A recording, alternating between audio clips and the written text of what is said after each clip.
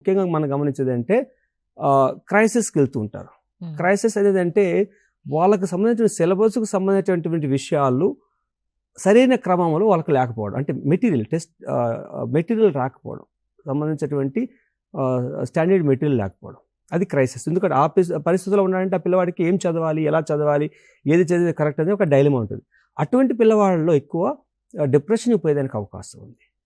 కనుక ఆ డిప్రెషన్ పోతే తను ఏమవుతుందంటే తను ఏదైతే చదువుకుంటాడో, ఏదైతే నేర్చుకో ఉంటాడో, ఏదైతే ఉంటుందో ఆ డిప్రెషన్ వల్ల తిరిగి దాన్ని గుర్తు చేసుకొని తను ప్రదర్శించలేని పరిస్థితిలో ఉంటాడు.